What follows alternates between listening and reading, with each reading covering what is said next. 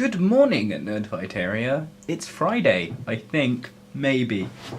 This week's theme was to teach you something, and I would have loved to have done it from, like, scratch, but I'm super busy. That's why I'm currently recording this at work. If you haven't seen my work, here is where I work. So what I have done is I have re-edited So a while ago I was writing a mini-series, an educational one, and I recorded a pilot for it that I just never released because I didn't like it. But I like to get some feedback on it, so now we can both learn here. So here is a pilot of an educational program I was doing into policy about a month ago. So enjoy and let me know what you think in the comments below. And I'm sorry that I could not do anything better. So as we covered last week, there is a very important distinction, at least I feel, between politics and policy. Policy can be pretty much anything done by pretty much anyone in a position of power. You can't say that charities have a political system, but you can say states have a political system, yet they can both produce and execute policy. Far too often in policy debates does it become a question of politics and not policy. And it's that kind of breakdown that I want to try and address and indeed stop from happening in discourse today. It's important to understand that we all have our own beliefs, and a lot of our beliefs can be demonstrated, registered and indeed acted upon by our political parties. However, it is, not policy's job to get you elected. It's not policy's job to do what you fancy. It was meant to be policy's job to get things done in the most efficient manner possible and not become an ideological tool, which is unfortunately what it's becoming today.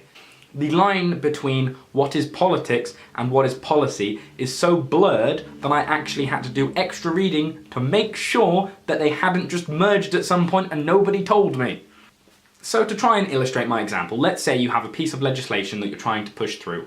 Let's say, for example, it's a wage increase. The minimum wage is to go up 3% over the next 6 months.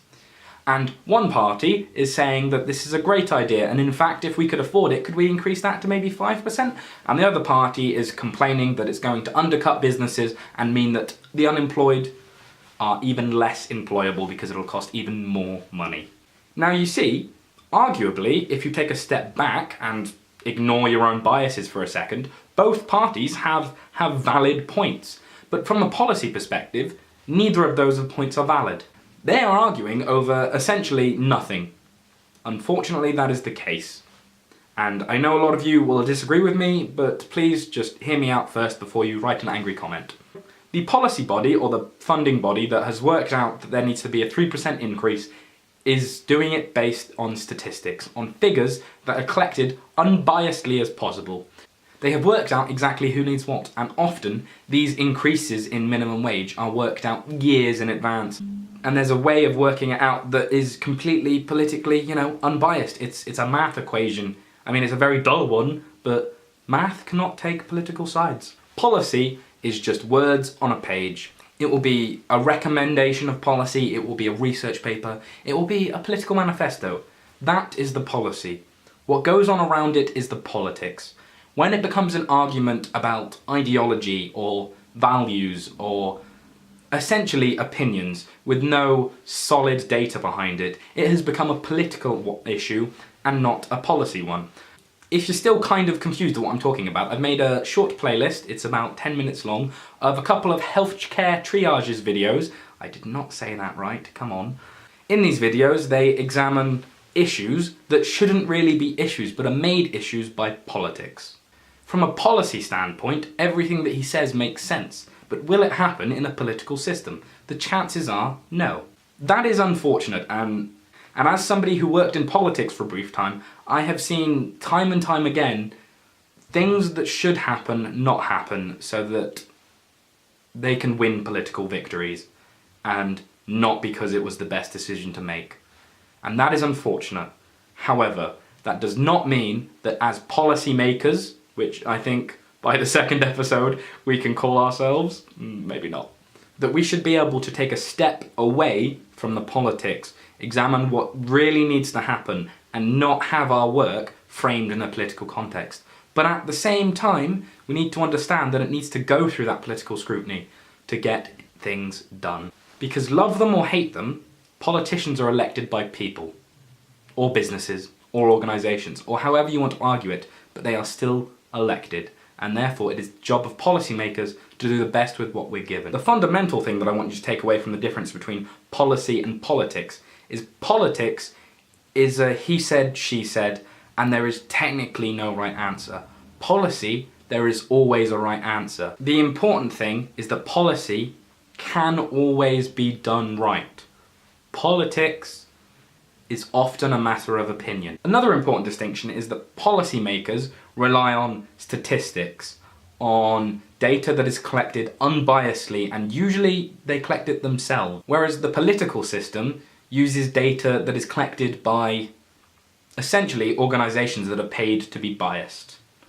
And that's a very simplistic way of putting it, but certain political parties will have research companies or think tanks that they go to get opinions that are politically or economically motivated or skewed in their favour, because that's what they want. That is not good policy making. That is when policy becomes politics. The important thing that I want you to take away from this episode is that policy can exist in a vacuum, and we can say definitively that this is right and this is wrong, because with X amount of money we can do Y amount of good, or with X amount of exposure we can do Y amount of this, or increasing this will definitely decrease that, or however you want to put it. There is always data and support behind what policymakers do. If there isn't, they're not policymakers, they're politicians. And that's not some kind of poor reflection that politics is always going to get in the way of policy and there's nothing we could possibly do to stop it. What it is, it's understanding that as a social science, we have to observe policy outside of its context before we then put it in the context that we need to put it into. But because policy affects our society, and indeed our political institutions and our economy, we can't always make the right decision. Sometimes we have to make the decision that's best for the economic, social and political situation. A lecturer of mine, at the end of all of our policy lectures, he would go on about how this great new education policy or this great new tax policy could do this and this and this and that, and would change the world forever if all countries adopted it, and it would be the best thing. But he always ended the lecture with, "but people, so never mind." But he didn't mean that in the kind of throwaway, ironic way that it kind of sounds like it is. What he meant is that people are complicated and weird, and we all have our own values and opinions and things that matter to us. And policy can exist in a vacuum, but then you're just going to take out of context the things that really matter to people.